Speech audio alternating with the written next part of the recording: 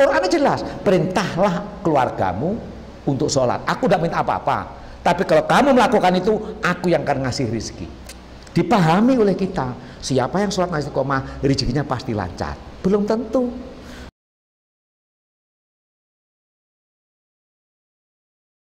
Jamaah yang diberkati Allah Subhanahu wa taala, yang dimaksud bihaqil Islam, orang yang sudah bersyahadat punya kewajiban terhadap agama itu tanpa harus diperintah orang lain, itu maksudnya. Jadi jangan sekali-kali kita sholat nunggu diperintah orang. Kalau sudah bersyahadat, otomatis dia punya hak kepada agamanya. Wajib sholat itu wajib dirinya sendiri, bukan wajib pada orang lain. Boh untungnya, bah untung kayak apa, atau itu tidak ada bandingannya. Karena kan banyak tuh, kalau kamu kepingin, kan banyak tuh di medsos itu, kalau kamu pengen diperbaiki hidupmu, perbaiki sholatmu, maka Allah akan memperbaiki hidupmu. Itu kan bahasa dunia itu, bukan bahasa agama, bukan. Jadi belajar agama itu nanti pusatnya pada ketauhidan. Dalilnya jelas memang, wa'mur ahlaka bisolat wastobin alaiha lanas alukaris konah nunarzukuka wal aqibatu littaqwa. Perintahlah keluargamu. Jadi orang laki-laki seperti kita itu yang wajib diperintah hanya istri dan anak-anak, bukan tetangga. Ya. Jangan sekali-kali nyuruh sholat tetangga yang tidak mau sholat. Nyinggung perasaan itu. Biarin tetangga mau sholat.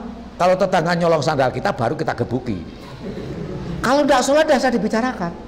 Tapi anak istri kita nih yang kita dinding, mau tidak mau jangan jadikan permusuhan. Karena yang menjadikan mau itu bukan perintah kita, tapi hidayah Allah, gitu loh. Jadi jangan sedih nanti keluarga tidak mau sholat, jangan sedih. Justru ini menyemangati kita mendekat kepada Allah, gitu. Kadang-kadang kita akan sebuah, gimana ini anak saya susah diajak sholat baik, makanya tak pondok no. Memang pondok bisa bikin anak sholat? Tidak bisa, gitu lah ya. Itu sampai ke sana. Qurannya jelas, perintahlah keluargamu untuk sholat. Aku tidak minta apa-apa, tapi kalau kamu melakukan itu, aku yang akan ngasih rezeki. Dipahami oleh kita, siapa yang sholat istiqomah, rezekinya pasti lancar. Belum tentu. Nah itulah ya. Kalau rezeki berupa duit, Rasulullah itu yang bawa hukum sholat, tapi makan ketetet-tetet. Apa itu termasuk menyalahi syariat? Rasulullah itu sering kelaparan, itu sering. Apa pantas beliau yang punya sholat? Nah itulah ya. Bagaimana merespon kayak begini ini? Nah itu. Makanya terus tadi katakan yung fikuna fisaro wanto, seneng gak seneng ya sedekah, gak usah berharap apa-apa, ngasih aja. Yang ngurus berikutnya biar Allah, jangan kita. Kalau kita, wah aku sering sedekah pasti nanti dapat kembalian 10 kali lipat, ngatur Allah namanya kita. Nah gitu lah ya. Sholat juga gitu, sholat kita juga belum tentu sempurna, masa aku selalu kayak rezekinya kok tidak lancar-lancar gitu. Biarin, Allah biarin bergerak sendiri. Pernah dituntut oleh Nabi Zakaria, bagaimana ya Allah aku bisa punya anak, aku sudah usia 120 tahun, istriku usianya 90 tahun, tidak berfungsi, pel-pel gak metu-metu. Apa bisa? Apa jawab Allah itu? Kadzalika qala kadzalika Allahu yaf'alu ma yasha. Zakaria, kalau Allah punya mau kamu tidak usah rewel, gitu loh. Cuman yang menceritakan Jibril. Allah jawab Nabi Zakaria, kata Jibril, begitulah Zakaria, Allah punya mau, tidak ada yang bisa menghalang-halangi. Tidak pernah bersenggama Zakaria sama istrinya. Oh, tidak ada fungsi kok. 120 tahun sama 90 tahun. Wong sekarang perempuan 40 tahun udah teler. Apalagi 90. Tapi nyatanya dia hamil. Wah, kamu akan dapat anak Zakaria. Oleh Allah dikasih anak laki-laki namanya Yahya. Jadi antik kan, minta anak sak jenenge pisan diwehi oleh Allah. Maka enggak berhubungan suami istri. Nah itu. Diberi anak laki-laki namanya Zakaria. Yahya. Musaddiqal lima Zakaria musaddiqal lima baina yadayya minat Taurat wal Injil, sampai yang itu buat dalil wa hasurau wa sayyida wa hasurau wa nabiyya minas solihin. Dia di samping menjadi nabi, menjadi sayyid, menjadi solihin. Titelnya 3. Itu yang oleh Otatul Somad kemarin untuk jawab nyeluk kanjeng Nabi sayyid itu dari mana? Allah yang ngajari sayyid itu. Pertama yang dipanggil sayyid itu adalah Nabi Yahya. Itu loh. Nah terus kita menata hidup, berani ndak berbuat sesuatu semata-mata hanya karena Allah. Utak dibunuh wis, gak usah dipakai. Mulai dilokne wong edan. Jadi agama itu kalau menurut pikiran kita masing-masing, ya sulit diterapkan, sulit. Tapi kalau menurut kehendak Allah kemampuan kita begini, ya begini, enak jadinya. Gitu. Makanya jangan banding-bandingkan. Kalau kemudian itu perilaku agama belum tentu. Makanya agama tidak usah pesimis. Yang optimis, kenapa? Agama yang ngatur Allah. Makanya kemudian gak usah dibela agama itu, gitu lah ya.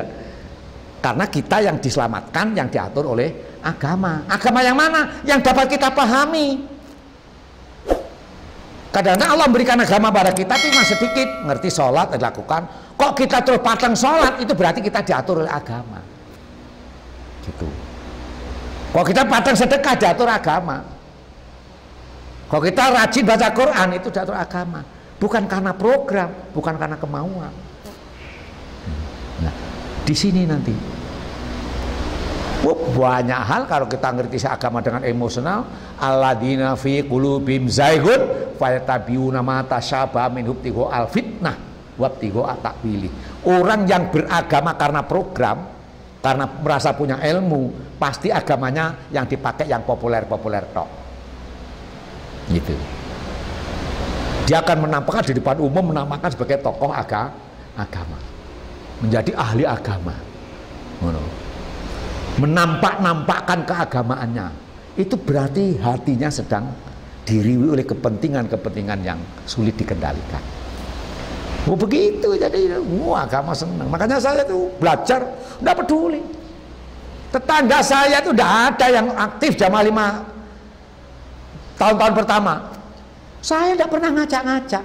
Ngobrol ya ngobrol. Udah, aku mau balik itu mau zuhuran jamaah. Cuman gitu aja. Bu kamu jedek masjid bu ya jamaah. Tidak pernah saya ngomong itu. Karena saya memahami Al-Qur'annya, bagi saya melarang. Nanti orang itu takut jamaah karena saya tidak beres lagi. Alhamdulillah sekarang kadang subuh kutuk ada orang 5 ikut jamaah. Oh, pas dapat hidayah kali ini. Gitu. Apalagi kalau sudah musim begini sudah hilang lagi. Kenapa? Dia mantang karet itu jam 3 pagi. Terus tanya, "Bah, sholat subuh jam 3 pagi apa boleh?" Aku apa yang jawab, begini salah, tidak jauh salah. Memang kenapa? Nah kalau kita mantang karet jam 4, jam 5 kan kesiangan sudah itu. Nah terus makanya saya jam 3 sholat subuh langsung ke ladang mantang karet sampai jam 7. Wah ini piye jawabnya ini. Jadi mau begitu tidak apa-apa. Saya gitu akhirnya itu. Kalau mau begitu tidak apa-apa. Aku terus ya Allah, ini hambamu yang tanya, kau yang bikin pikiran dia kayak gitu. Terus besok takon maneh. Mosok apa? Ya lek pengen berkah salat subuh ki manut adane pondok sini. Atau kalau tidak, mantang karet dulu, nanti dengar adzan kamu baru sholat di kebun itu. Makanya dari siang ditandai kiblat kemana. Jadi kalau mantang karet pakai pakaian yang suci, nanti sholat di kebun. Kalau pengen berkah. Kalau sakarep mau sendiri ya terserah, sholat jam 3 di rumah tidak apa-apa. Aku ya ngono. Ini agama kayak begitu.